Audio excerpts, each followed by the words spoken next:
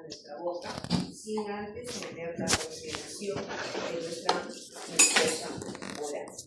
Bien, tenemos entonces la primera entrada, que viene a ser precisamente por estas estructuras externas que se observan, que vienen a ser los labios, las mejillas, definitivamente, o las comisuras labiales, ¿no?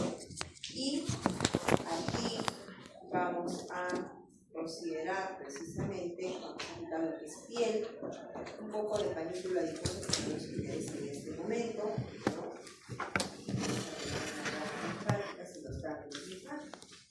Para tener en cuenta que tenemos una mucosa oral. Así como tenemos una mucosa nasal, donde existe una membrana mucosa que la cubre, aquí tenemos también una mucosa oral superior y una mucosa oral inferior, ¿no? Ahí está, la mucosa oral inferior. Ambas, definitivamente, como su nombre lo indica, hay mucus que lo permite no solamente proteger, sino también permite que podamos masticar adecuadamente los alimentos. Por supuesto que antes de ello hay un tejido óseo muy importante, como son los dientes, ¿no? Este tejido óseo que encontramos en la boca permite hacer la masticación, la trituración correspondiente del alimento, para que este pueda ser ingresado en partículas más pequeñas o fragmentadas, ¿no? Y, por ende, la saliva va a permitir que esa trituración sea mucho más adecuada, ¿no? Porque imagínense si no tuviéramos agua dentro, lamentablemente los alimentos irían pues completamente, nos harían daño en nuestra mucosa oral, ¿no? Por eso tenemos que tener un contenido de saliva que permita que los alimentos sean masticados y sean masticables, mejor dicho, ¿no? Esta primera fase, pues parte del proceso de la digestión, es lo que se denomina la fase oral, ¿no? Esta fase oral, a su vez, se subdivide en fase bucal o oral propiamente dicha y una fase faríngea. Sin embargo, hay que considerar que la fase oral, ¿no?, es voluntaria, ¿no? Porque yo tengo la necesidad de comer y ingreso mi alimento yo mismo, ¿no? O también, bueno, si hay alguna patología de que somos dependientes, pero en este caso, definitivamente es voluntario, porque tengo ganas. Como les mencionaba hace un momento, debe tener un contenido alto de saliva que permita que el alimento sea masticable. Y eso lo dan las glándulas salivales. Hay glándulas salivales mayores, como esta grandota que está acá a los dos lados, la glándula submandibular o submaxilar, y la glándula sublingual, tanto en el lado derecho como en el lado izquierdo. ¿Cuál es su función principal de esas glándulas? Secretar y elaborar saliva. Pero también hay glándulas salivales menores que van a estar en la mucosa labial, en la mucosa faríngea, en la lengua o debajo de la lengua, por lo cual va a ser muy importante también considerarlas. Sin embargo, el porcentaje pues, será pues, un 0.1, 0.5% en realidad de saliva, mientras que el mayor porcentaje lo hacen estas glándulas mayores, ¿no? Estas glándulas mayores van a secretar saliva, siendo su mayor componente agua, pero también hay enzimas como son la amilasa salival o la tiarina, ¿no? Hay proteínas, hay también aminoácidos, por supuesto, como también inclusive hay inmunoglobulanas, ¿no? Todo ese componente va a estar dentro de nuestra saliva. La mucosa labial, la mucosa oral superior va a tener un componente duro que va a estar en la región anterior y es el paladar duro, justamente, ¿no? En la región anterior. Pero si nos vamos un poquito más a la región posterior, va a estar el paladar blando, ¿no? Hay un paladar duro y hay un paladar blando. Cuando estén en el anfiteatro, toquen el paladar duro y el paladar blando para que vean la diferencia que existe, ¿no? Entonces, asimismo, vamos a tener nosotros al fondo, unos pilares que se van a formar, son los pilares anteriores y posteriores, ¿no? Y acá una estructura en el medio que se denomina úvula, ¿no? Esta parte que consideramos así se denomina istmo de las fauces, ¿no? Y por supuesto, eso tiene un componente muy importante, el componente nervioso, ¿no? Ese componente nervioso se debe a la inervación existente de algunos pares craneales, como por ejemplo puede ser el gloso faríngeo o el hipogloso que inmediatamente tenemos, ¿no? Entonces hay que considerar aquellos traumatismos encefalocraneanos o algún tipo de tumoración de repente que dañe los pares craneales, podría ser que tengamos algún problema relacionado también en la mucosa. Bueno, bien, vamos a ver. Una vez que el alimento es salivado, masticado, va a pasar a otra estructura orgánica que viene a ser precisamente la faringe, ¿no?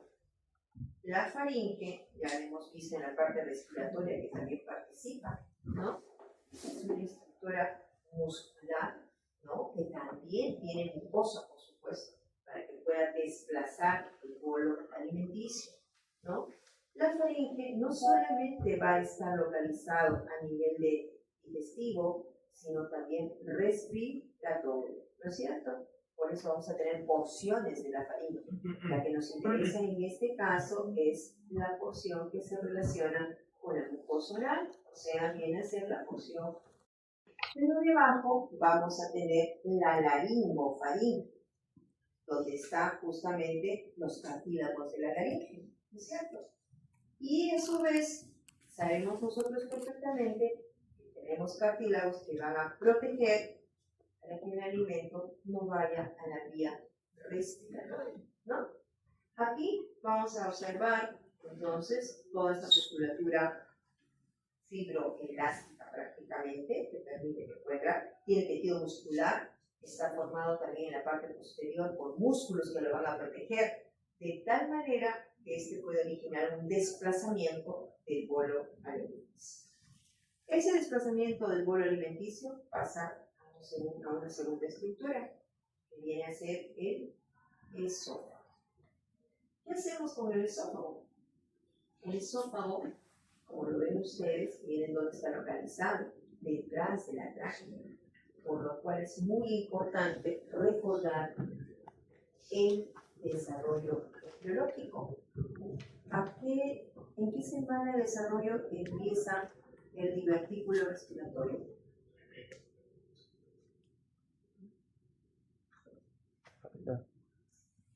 Por ahí en particular, ¿quieren llamar? ¿En qué semana empieza? En la semana 4. En la semana 4, exactamente, la semana 4. ¿Ok?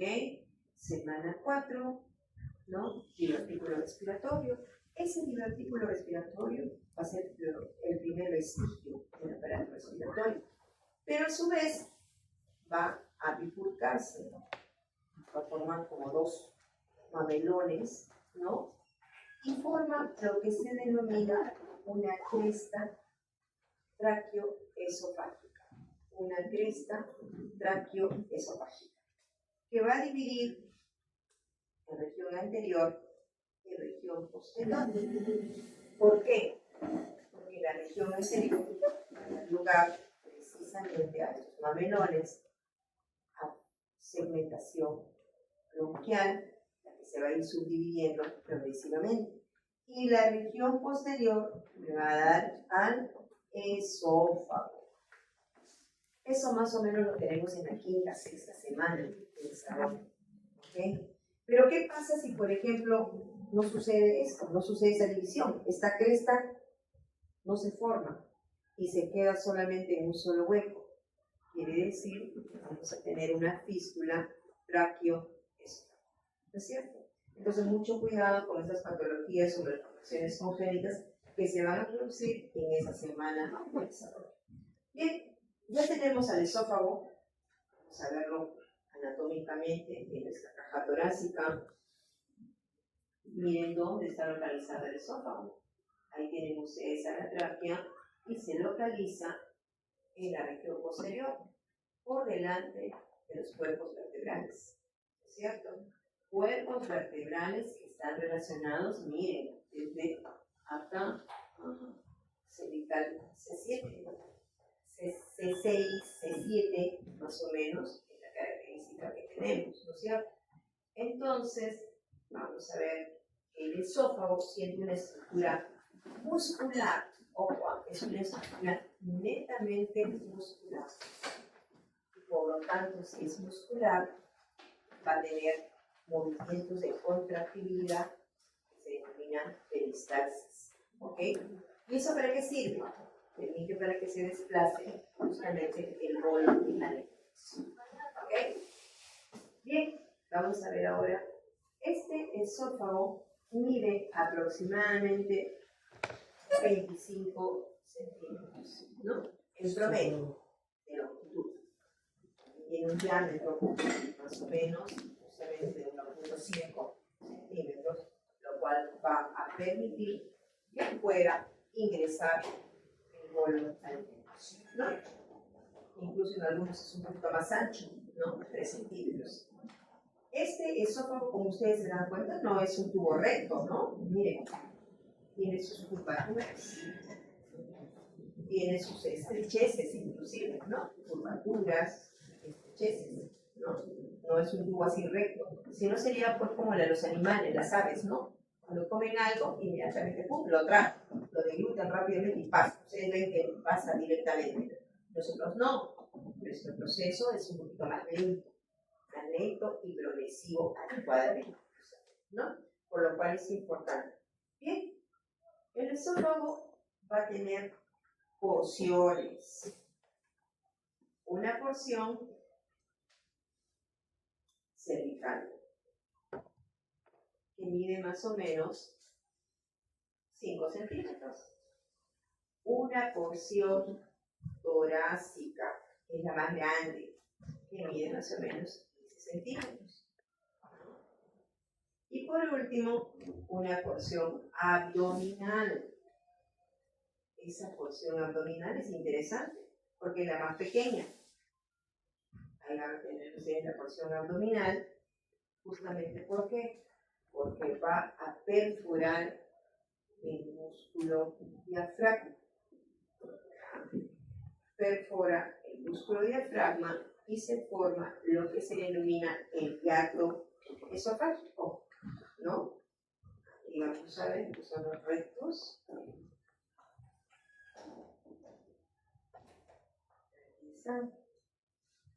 Y miren, ¿ven? Ya lo perforó el músculo diafragma. Ahí tienen ustedes el músculo diafragma. Miren, esa pequeña porción que perfora es la porción abdominal. O sea, cervical, torácica y abdominal. Son las porciones que tienen. ¿Ya? Esta mide más o menos 3 centímetros aproximadamente. ¿Ya? El diafragma es un músculo que es perforado por varias estructuras, entre ellos al esófago. ¿Okay? Vamos a quitar la parte muscular, pero también tiene estrecheces. Vamos a darle la vuelta en la región posterior. Una estrechez a nivel cervical.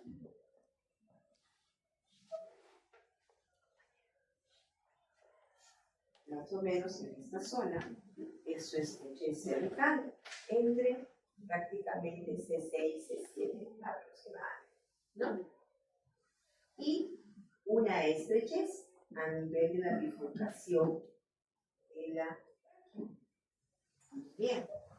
Y otra estrechez cuando ingresa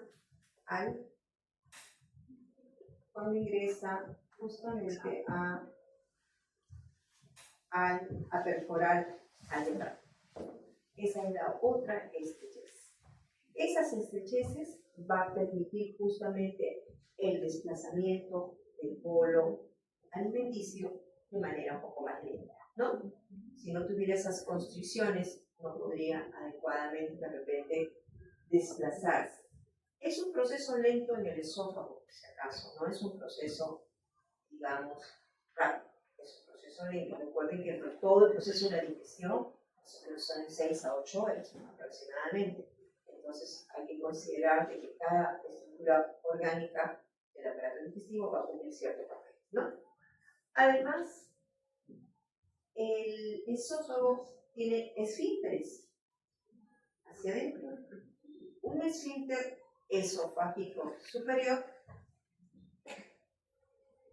y un esfínter esofágico inferior. ¿Okay? Estos esfínteres nos sirven de válvula. Quiere decir, se abre y se cierra, se abre y se cierra. ¿Por qué? Porque hay un sistema nervioso autónomo, recuerden que íbamos a tener plexos también, que va a permitir que este se abra para que ingrese el alimento. Y si no, pues no tendría razón, porque cada vez ingresaría hasta aire, ¿no? Pero lo ideal es que no. Y el esfínter esofágico inferior es un poco más importante. ¿Por qué? Porque el esófago, con la siguiente estructura que se comunica, es el estómago. Entonces, el esfínter debe cerrarse para que el alimento que ya ha pasado al estómago vuelva al esófago. Si no, tendríamos lo que se denomina reflujo gastroesofágico. Reflujo gastroesofágico, ¿no? Lo cual no debería de haber. Por otro lado, tenemos que considerar que el estómago, por ser precisamente un órgano de almacenaje del bolo alimenticio, ¿no? Lo cual es muy importante, voy a quitar el hígado en este momento. Ahí la tenemos el estómago, ¿no? Es importante, entonces, el jugo gástrico es ácido. Por lo tanto, si existiera un reflujo, ¿no? Es decir, el alimento vuelve hacia el esófago, ¿no? ¿Y qué va a suceder? Al volver va a dañar la mucosa del esófago, ¿no? Es tan delicada. Y tendríamos lo que se denomina esofagitis. ¿Ok? Entonces, esto es muy importante tenerlo en cuenta. Y como ven ustedes, el esófago se diferencia por la ubicación anatómica porque los demás órganos que entran en la cavidad abdominal ya son estructuras anatómicas que son cubiertas por un peritoneo, ¿no? El peritoneo es una membrana, ¿no? Que también se desarrolla embriológicamente, definitivamente se forman pliegues. Y esos pliegues, ¿no? Van a dar origen a estas capas. Tenemos acá el epíclo mayor, o también denominado aumento mayor. Tenemos acá el epíclo menor, o también denominado aumento menor, que se va formando progresivamente del mesenterio ventral, ¿no? Hay que recordar que justamente a partir también de la cuarta, quinta semana de desarrollo empieza el desarrollo del peritoneo, justamente, ¿no? Y el peritoneo se va a encargar, al formar esos pliegues, de ir envolviendo cada una de estas estructuras anatómicas, ¿no? Por lo tanto, vamos a tener también otra estructura que es el mesenterio mesocolo, que va a proteger a las otras estructuras que están acompañando precisamente al aparato digestivo. Hay que tener en cuenta también que debido a estas membranas que cubren y recubren la cara anterior, la cara posterior o la lateral, en algunos casos de estas estructuras del aparato digestivo, vamos a encontrar también estructuras que no son cubiertas. Miren acá, por ejemplo acá van a tener ustedes toda la cara anterior del estómago y todo el estómago es intraperitoneal, por eso se dice órganos intraperitoneales y órganos retroperitoneales. Ustedes tienen acá el colon transverso, pero el colon descendente es retroperitoneal, ¿no? Aquí lo tienen. El colon ascendente, retroperitoneal, ¿no? El colon transverso, una porción, por supuesto, ¿no? Y ahí van a tener ustedes el colon descendente, hay otra porción que también es retroperitoneal, ¿no? Entonces aquí vamos a tener en cuenta, justamente, aquí vamos a poner nuestros riñoncitos, que también son estructuras anatómicas del aparato urinario, que son rectoventriculares, ¿no? Entonces así son la característica que va a dar precisamente, ¿no?, origen y cubierta, sostén a cada una de estas estructuras. Bien, hasta aquí nos quedamos, hemos avanzado de esófago, ¿no?, faringe. La siguiente clase continuaremos con todo lo que es aparato digestivo, que es bastante amplio, ¿no? Bien, vamos a dar el examen entonces, ¿no? Nos quedamos, ¿cuántos somos? Luego, ¿cuántos son en México? 6, 9, 12, 15. Ya. 8 se quedan y los demás salimos fuera. ¿Ya? 2 acá, 2 acá, 2 acá y 2 acá. Sí, sí. A ver, por favor. ¿2 nomás? Sí, 2 acá. Te quedas ahí. Aquí, por favor, salen.